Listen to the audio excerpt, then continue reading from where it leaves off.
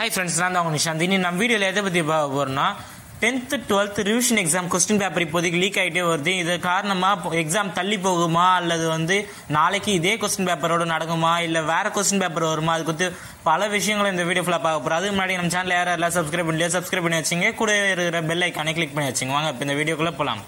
இப்போ தமிழகத்தில் பார்த்தீங்கன்னா நாளை 12th ஸ்டாண்டர்டுக்கு மேக்ஸ் எக்ஸாம் மற்றும் 10th ஸ்டாண்டர்டுக்கு சயின்ஸ் எக்ஸாம் ஆனது நடைபெற உள்ளது. அந்த சயின்ஸ் எக்ஸாம் மற்றும் மேக்ஸ் எக்ஸாம் ஆனது பப்ளிக் எக்ஸாம் போல நடத்தப்படும் அப்படின்னு பள்ளிக்கல்வித்துறை பல உத்தரவுகள் தெரிவித்தாலும் நேற்றைய தினமே இந்த மாலை நேரத்தில் இந்த கொஸ்டின் பேப்பர்ஸ் ஆனது ஷேர் டெலிகிராம் மற்றும் பல வலைதளங்கள்ல இது வெளியாகிட்டே இப்ப அனைத்து மாணவர்களிடமே இந்த கொஸ்டின் பேப்பர் ஆனது இருக்கும் அப்படின்னு நான் நினைக்கிறேன். ஏன்னா கண்டிப்பாகவே இப்போதைக்கு எல்லா மாணவர்களிடமே இது போய் சென்று இருக்கும்.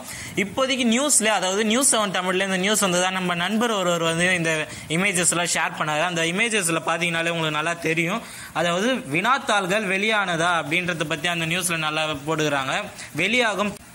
வெளியாகும் திருப்புதல் தேர்வு வினாத்தாள்கள் அப்படின்னு இதுல ஹெட்லைன்ஸோட ஸ்டார்ட் ஆகுது. அதாவது நாளைக்கு நடைபெற வேண்டிய எக்ஸாமுக்கு முன்கூட்டியே இந்த கொஸ்டின் பேப்பர்ஸ் வாட்ஸ்அப், டெலிகிராம் போன்ற வலைதளங்கள்ல இந்த வினாத்தாள்கள் வெளியாகிட்டு வருது. இது குறித்து வினாத்தாள்கள் முன்கூட்டியே சமூக வலைதளங்கள் வெளியாவதாக மாணவர்கள் பெற்றோர்கள் புகார் அளிக்கின்றதாக இந்த செய்தியில வெளியே வந்தது. இந்த செய்தி ஒவ்வொரு செய்தி வாயிலாக அமைச்சர்கள் மற்றும் கல்வி அதிகாரிகளுக்கு சென்று சேரும் பொழுது இந்த எக்ஸாம் ஆனது தள்ளி போகுமான்னு கேட்டீங்கன்னா ஃபர்ஸ்ட் விஷயம் அதை பத்தி பார்க்கலாம். எக்ஸாம் தள்ளி போறதுக்கான வாய்ப்பு இல்லை. ஏன்னா ஏற்கனவே இங்கிலீஷ் எக்ஸாம் ஆனது தள்ளி போய் வருகிற 17ஆம் தேதி நடைபெறுது.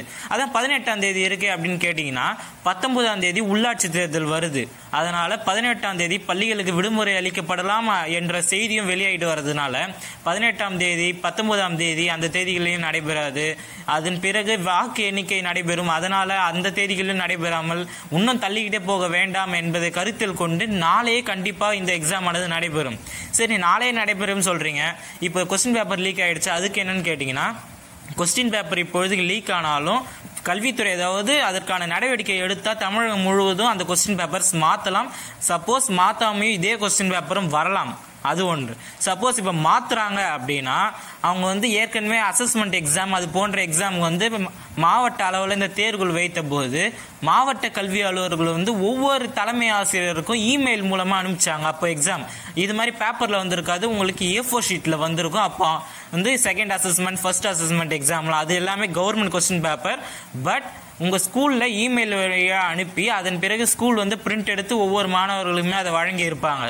அதே போன்று நாளையும் நடைபெற வேண்டிய 10th மற்றும் 12th ரிவிஷன் எக்ஸாம் வேற ஒரு கொஸ்டின் பேப்பர் கண்டிப்பா தமிழக பள்ளிக்கல்வித்துறை 3 கொஸ்டின் பேப்பர் வச்சிருப்பாங்க. அதாவது ஒன்று லீக் ஆனாலும் இன்னொன்று லீக் ஆனாலும் மூன்றாவது ஒன்று என்று சேஃப்டிக்காக எப்பொழுதுமே சேஃப்டிக்காக வச்சிருப்பாங்க தமிழக அரசு. அந்த சேஃப்டியை வைத்து இப்போதைக்கு 2வது கொஸ்டின் பேப்பரை நாளை இமெயில் வழியாக அனுப்பி அதை எடுக்கலாம். இல்லைன்னா அவங்களே இப்பொழுது இரவோடு இரவாக பிரிண்ட் அடித்து அனைத்து பள்ளிகளுக்குமே நாளை காலை 8:30 மணி அளவில் வழங்கலாம்.